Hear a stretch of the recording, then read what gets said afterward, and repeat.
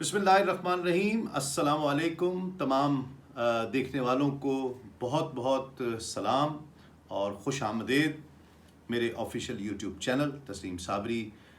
खुश आमदेद, खैर मकदम है। इस चैनल को सब्सक्राइब कीजिए और बेल आइकन का बटन ज़रूर प्रेस कीजिए और अपने दोस्त अहबाब के साथ इसे शेयर कीजिए।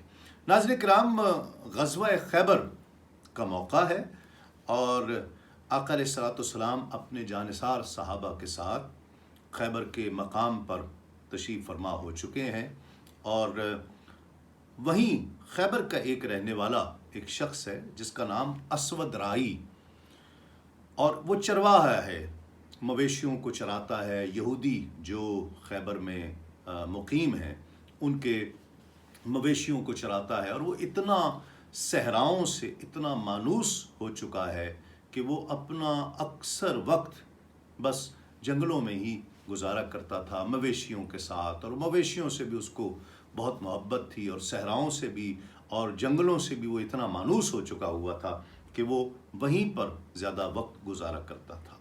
बहुत दिनों बाद वो खैबर की तरफ आया तो उसने देखा कि यहाँ का तो मंज़र ही तब्दील हो चुका है। यहाँ पर तो सारे यहूदी, कोई अपनी तलवारों पर पानी चढ़ा रहा है, कोई अपनी तीरों की नोक तेज़ कर, कोई नेज़े की नोक तेज़ कर रहा है, कोई भाले सीधे कर रहा है। तो ये तो कोई जंग की तैयारी हो रही। उसने यहूदियों के पास गया और उसने कहा कि ये क्या है, जंग की तैयारी हो रही।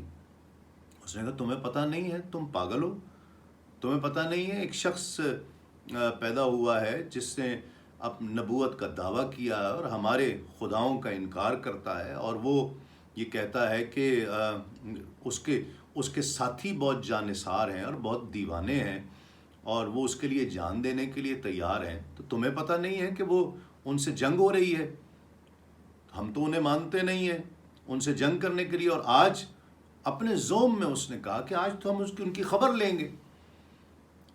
वो यहूदी बातें कर रहा था और असवद राई सोच रहा था कि ऐसे तो कोई किसी का दीवाना नहीं होता है, कोई तो वजह होती है कि जब कोई किसी का दीवाना हो जाता है।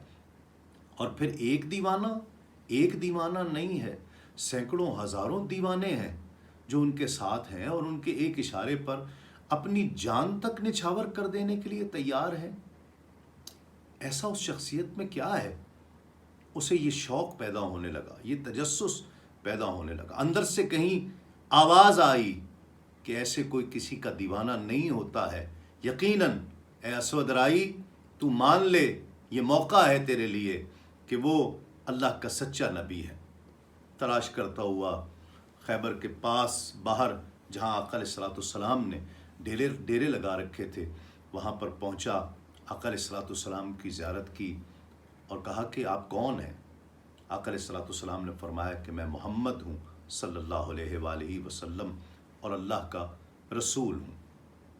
कहा कि आप क्या दावा करते हैं? आका अलैहिस्सलाम ने फरमाया कि मैं दावा करता हूँ कि अल्लाह एक है और उसी अल्लाह की इबादत की जाए, और झूठे खुदाओं की इबादत नहीं करनी चाहिए, ये शिरक है।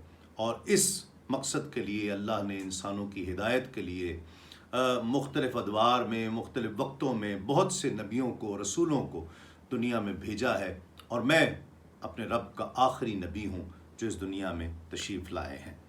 उसने कहा कि अगर मैं कलमा पढ़ लूँ और आप पर ईमान ले आऊँ, आपके रब को मान लूँ, आपको अल्लाह का रसूल मान लूँ, तो मुझे क्या मिलेगा?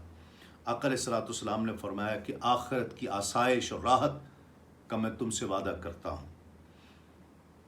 कलमा पढ़ा और फिर कहा कि या रसूल अल्लाह, एक सवाल और है मेरा, और वो ये कि मेरा रंग काला है, मैं हबशी हूँ, बदशक्ल हूँ, बहुत ज़्यादा गरीब हूँ, मेरे पसीने से बदबू आती है।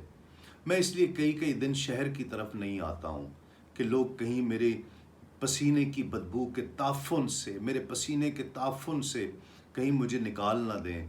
मैं उनके मवेशी चराता हूँ। तो क्या मैं अगर इस ग़ज़वे में आपके साथ इस जंग में शरीक हो जाऊं और कत्ल कर दिया जाऊं, تو کیا مجھے آپ کا رب جنت میں داخل ہونے کی اجازت دے گا؟ مجھ جیسے کالے کو، بد شکل کو، مجھ جیسے جو بدبودار انسان کو؟ آقا علیہ السلام نے فرمایا میں تم سے وعدہ کرتا ہوں۔ بس اسی لمحے وہ آقا علیہ السلام کے ساتھ اس لشکر میں شامل ہو گیا۔ جنگ ہوئی، آقا علیہ السلام کے جانثار صحابہ نے ڈٹ کر جنگ لڑی، اور بعد میں پھر مولا کائنات نے وہ خیبر فتح فرمایا۔ لیکن اس سے پہلے اس کی بھی شہادت ہو گئی، اسود راہی کی۔ یہ لڑتے لڑتے، دیوانہ وار لڑتے لڑتے اس نے جام شہادت نوش کیا۔ جب آقا علیہ السلام کی